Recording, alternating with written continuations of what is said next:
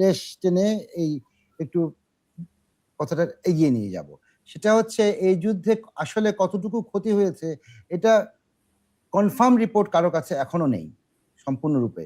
কিন্তু যতটুকু বের হয়েছে, উনি যে বললেন F-35 প্লেনটা কিন্তু আমেরিকার সবচেয়ে প্রেস্টিজিয়াস প্লেন। ওইটা আঘাতপ্রাপ্ত হয়েছে, ওইটার উইং এ কিন্তু মিসাইল হিট করেছে এবং সেই অবস্থায় নিয়ে কিন্তু তারা বেসে ওইটা ল্যান্ড করতে সক্ষম হয়েছে। আর দ্বিতীয়ত আপনার এই যে ট্যাঙ্কার গুলা আছে, এই ট্যাঙ্কার গুলা দুইটা আকাশে আক্রান্ত হয়েছে, একটা ধ্বংস হয়ে গেছে আকাশে, আর একটা বেসে এসে গ্রাউন্ডেড হয়ে গেছে, আর 5টাকে একদম ভূমিতে মেরে ধ্বংস করে দিয়েছে। টোটাল লস হচ্ছে 7টা। আর যেই কথাটা আমাদের যে প্লেনটার কথা বলা হচ্ছে, আপনাকে আমি এই প্লেনের একটা ইয়ে দেখাই। এই একটা এখানে কি দেখা যাচ্ছে ভিতরে? দেখবেন যে পাইলট বসা আছে, দেখছেন? এটা হচ্ছে এই যে E3 সেন্ট্রি প্লেনের ককপিটের ভিতরে। এই E3 সেন্ট্রি প্লেনটা কিন্তু 1992 সালের পর থেকে আর কখনো প্রডিউস হয়নি। টোটাল এটার সংখ্যা হচ্ছে 68টা। দর্শকদের ইনফরমেশনের জন্য আমি বলছি, টোটাল 68টা বানানো হয়েছে এবং এটা 70 এবং 80-র দশকে জামান ভাইয়ের তখন হয়তো মনে আছে, আমরা একটা ছবি দেখতাম হাওয়াই 5O। হ্যাঁ, তখন ওই 707 ওই প্লেনটার ওই মডেলটা নিয়েই কিন্তু এই অ্যাওয়াক্সটা বানানো হয় এবং 68টা তৈরি হয় টোটাল, এবং আলটিমেটলি 2035-এর পরে এটা আর কন্টিনিউ করার কথা নয়। এখন সারা পৃথিবীতে আছে টোটাল 16টা প্লেন, এর ভিতরে একটা প্লেন কিন্তু আমেরিকা হারিয়েছে এবং বাকি 15টার ভিতরে 5টাই কিন্তু মিডল ইস্টে আছে এই মুহূর্তে।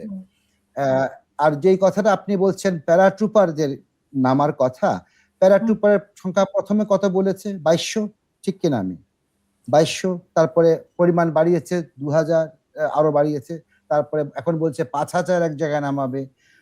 প্রথম কথা হচ্ছে নামাবে কোথায়, ওদের টার্গেট কোথায়, আমেরিকানদের ইন্টারেস্টটা কোথায়, কোন জিনিসটা ধ্বংস করার জন্য ইরানে ওরা এত উদ্গ্রীব? Nuclear facility. তাহলে গত বছরে ফিরে যাই, সেই নাতানজ, সেই আপনার ওটা কি জায়গাটা, ইস্পাহান, ফার্দু। হ্যাঁ, এখন ফার্দু, এই 3টা জায়গা কিন্তু এখনো ওদের সবচেয়ে টার্গেট হিট লিস্টের ভিতরে 1 নম্বরে ওদের, এবং এখানে ওরা নামাবে। এবং এখন অনেকে মনে করতে পারেন যে আমেরিকানরা কিছু করছে না কেন। আপনাদেরকে আমেরিকানদের মোডাস অপারেন্ডিটা কিন্তু জানতে হবে, ওরা কি প্যাটার্নে অপারেট করে। এটার বাইরে কিন্তু ওরা যেতে পারে না, ওরা কিন্তু এটার ভিতরে আটকানো থাকে। দুঃখজনক ভাবে ভিয়েতনামের থেকে যা শুরু হয়েছে এখনো তাই, কোনো কিছুই পাল্টেই নাই। সুতরাং ওরা করবে কি এখন আগামী, আজকে কি বার? মঙ্গলবার, বুধবার, বৃহস্পতিবার, শুক্রবার, উইকেন্ড তো আসবে না?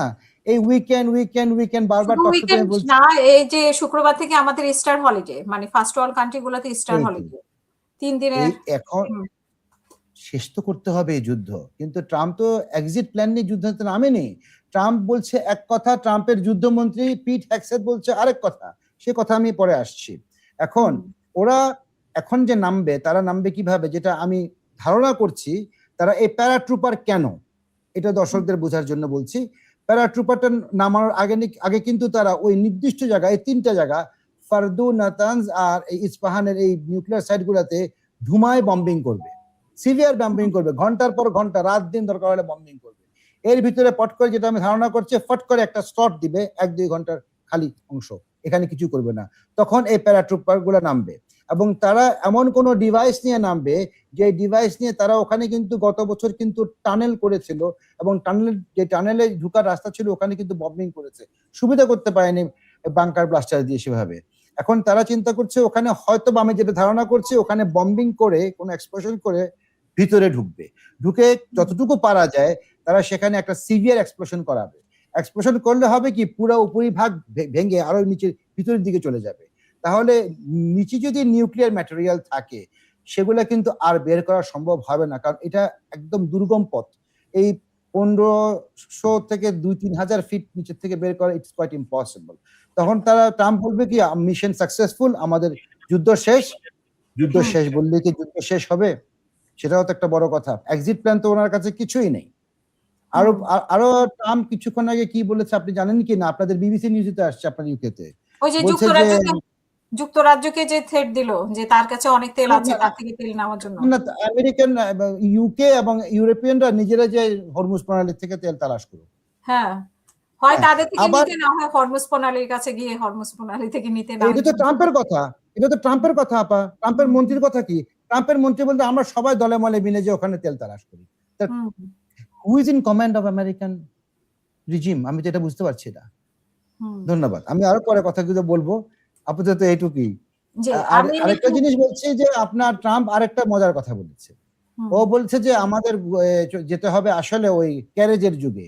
আরে আপনি 2026-এ ক্যারেজের যুগ বুঝছেন, ওই ঘোড়ার গাড়ির যুগে? আপনাদের রানী এলিজাবেথ যেটাতে প্রেস্টিজিয়াস ঘুরে টুরে বেড়ায়, ওরকম 4 জনের এরকম ঘোড়ার গাড়ি বগি টুগি তালাশ করা যায় নাকি, সেগুলো এখন চালু করতে বলছে। এটা কি একটা জোক আপা? আপনি আমাকে বলেন, একটা আমেরিকান রাষ্ট্রপ্রধান কিভাবে এরকম পাগলের মতো কথা বলে? আর একটা আমেরিকান মেইন স্ট্রিম মিডিয়াতে আমি আজকে দেখছিলাম যে ট্রাম্পের মানসিকভাবে উনি আসলে সুস্থ না, ওনাকে আসলে তাড়াতাড়ি ডাক্তার দেখানো দরকার। এবং আস্তে আস্তে কিন্তু এই যুদ্ধ, আজকেও কিন্তু বলছি তেলের দাম কিন্তু আরো $4 পার ব্যারেল বেড়ে গিয়েছে, আরো বাড়বে। এরকম বাড়তে থাকলে আমাদের কি অবস্থা হবে সেটা একটু চিন্তা করেন। ধন্যবাদ।